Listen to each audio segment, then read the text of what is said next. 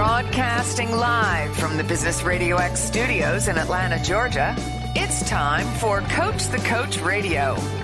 Brought to you by the Business RadioX Ambassador Program, the no-cost business development strategy for coaches who want to spend more time serving local business clients and less time selling them. Go to brxambassador.com to learn more. Now, here's your host. Lee Cantor here, another episode of Coach the Coach Radio, and this is going to be a good one. Today we have with us Tom Hamp and Kathryn Baker with Open Book Selling. Welcome. Thanks, Lee. Now, before we get too far into things, Tom, why don't you tell us a little bit about Open Book Selling, who you're serving and how do you do it? Sure. So, Kathryn and I have been business coaches for over 10 years, and she approached me at the end of 2019 and said, hey, I've got this idea. We know we both have had clients that have been in difficult situations, and a lot of it has to do and revolve around the sales processes and departments within companies. And we think that the real big gap in those is the sales manager position. So she kind of said, hey, this is the model I'd like to go with. She presented it to me. We kind of said, hey, we think this is a real big need in the marketplace. And so near the beginning of 2020, timing was great in the middle of COVID, but in the beginning of 2020, we started this company called Open Book Selling, to where we would come in and provide what we call fractional sales managers and or sales leaders to be able to lead your organization or help you with some sales projects within your company. Now, is there meaning to the phrase Open Book Selling? Yes, I'll let Kathryn handle that because she came up with that.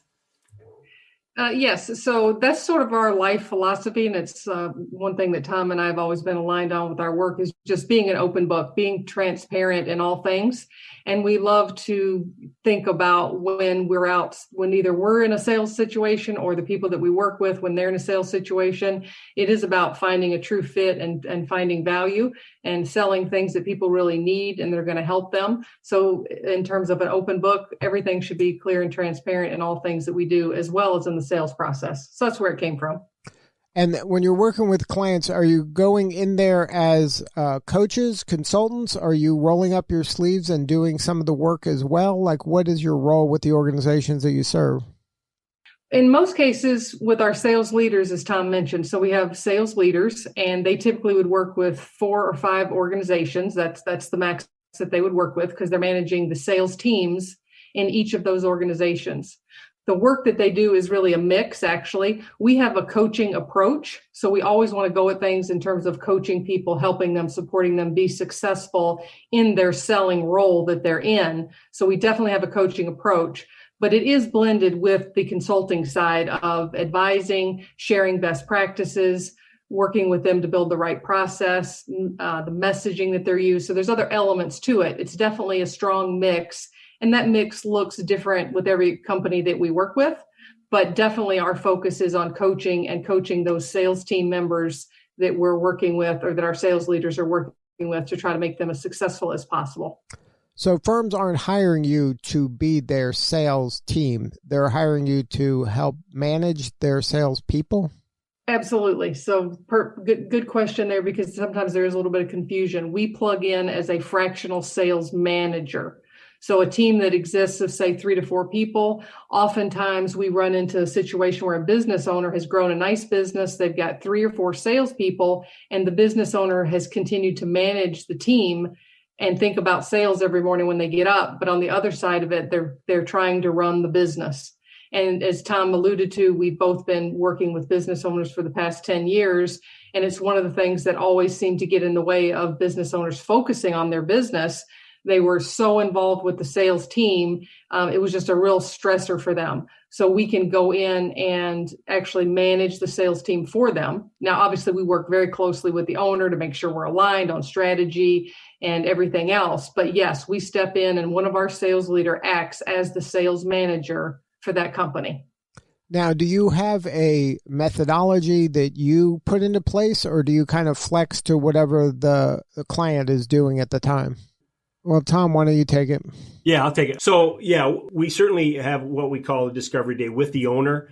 and all the principals within that organization, including the sales reps and support team and that type of thing. So one of the things that we really do is we really try to customize how we operate. Now, we certainly have our tenets that we stick to, the way we've done it and that type of thing, but we're certainly flexible, and we want to kind of, as Kathryn mentioned, we want to come alongside you to make sure that we're doing it the way that you've kind of done it over the years, but certainly put our flavor into it. But we also bring the accountability, taking that sales piece off the owner's plate, or helping that current sales manager because he or she's overwhelmed with their responsibilities going forward. So really, it's a give and take. It is a little bit of flexibility on trying to facilitate the current process, but also putting in new structure to help move that sales forward.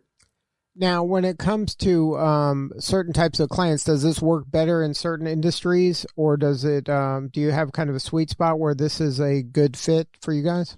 Yeah, Kathryn had mentioned it too. Is that the sweet spot is this? Maybe a sales owner that overtaxed with all the responsibilities. I actually have a client that's doing all three, running a company, doing the sales and selling herself.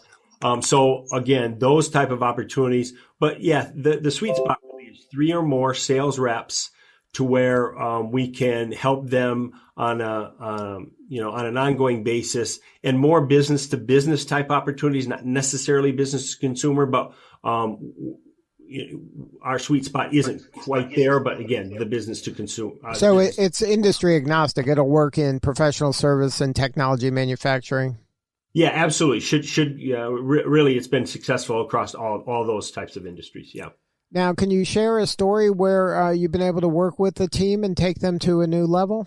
Yep. So one of them right now is a company that we're working with. Is they have a nationwide. They're representative nationwide. So what we have to do is we really have to plug into helping this sales manager really get his arms around exactly what they're trying to accomplish. He grew up in the business as an engineer. He doesn't have as much sales experience as you would like. So what we have done is come alongside him and help him really understand what needs to happen, maybe put some more accountability things in place than he had, because you're going to have those veterans that are probably going to be hesitant to change, those types of things, but also they're trying to do some different things that haven't really caught on. So we're trying to bring our expertise, come in and put some things into place that we know have been tried in the past and have been very successful. So that's kind of one of those situations. Now, now that you've been going to market with this is kind of a new idea. There's been fractional help in a lot of other parts of the organizations, and I haven't seen it in this role before. Have your customers been open to at least considering this? Yes, they have. So it is a new concept, like you had said before. Other fractional types of CFO stuff like that.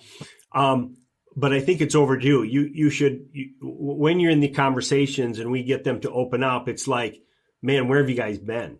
So it's like, when can we have that conversation? Because I'm trying to juggle all the balls. I'm trying to do everything, and I'm grinding, and I'm, working 50, 60, 70 hours a week, just trying to get the minimum done. So it's almost like a godsend as far as why isn't this concept been thought of before? And there's some variations of it out there, but not to the extent that we're bringing on qualified elite sales managers, plugging them into accounts, and then really turning the sales around or exceeding sales goals that they have put down.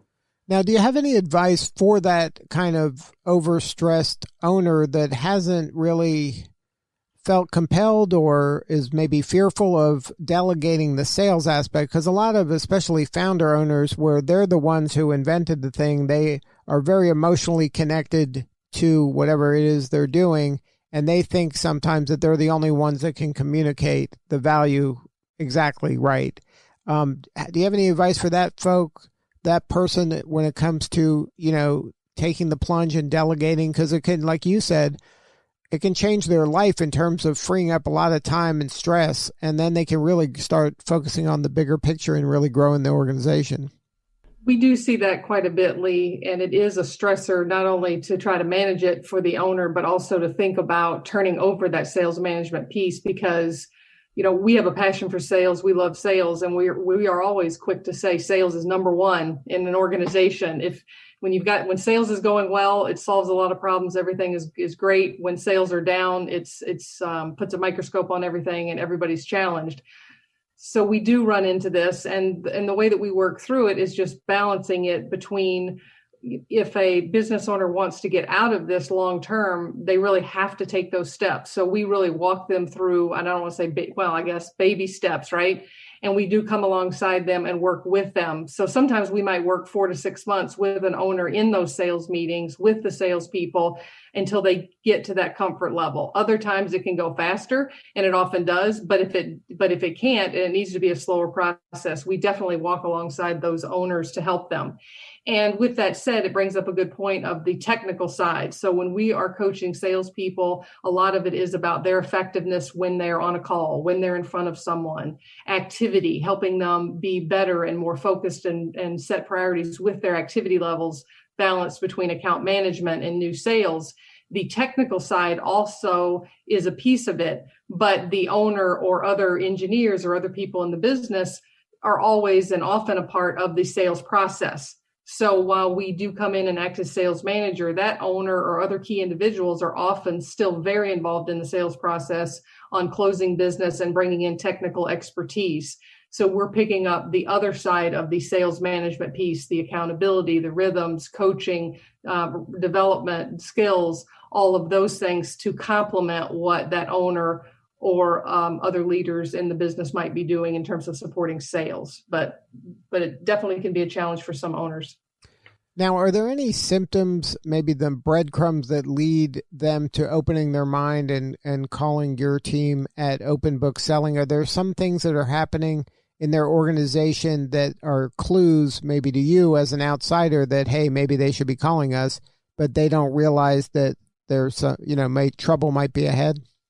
Right. So I can think of a few things that would come to mind. One is maybe some mishires on hiring.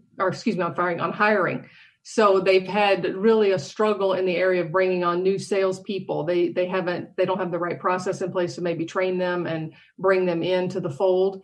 A lot of times we will talk with business owners. That would be one of the first things they would bring up. Another one would be that they have growth goals and they've really been sort of flat and they have not been able to reach those goals.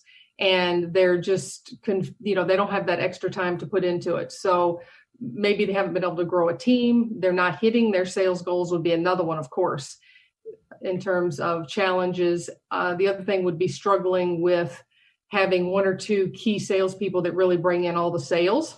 So sometimes that would be a catalyst where they really come to the understanding that nothing is really going to change unless they change something, and they will look for us to help them with what that solution might be. So those are generally some triggers.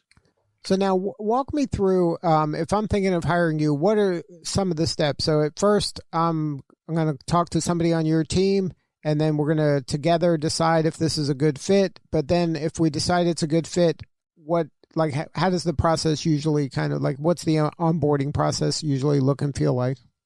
So normally Tom and I actually like to be involved on the upfront process in terms of any client that we bring on, because we want to be more than 100, we want to be 110% satisfied that it's the right fit for us, right? So we actually would usually have a first contact or first conversation. And if we think there's a fit, then we bring in the sales leader that we think is the right fit for them and their organization.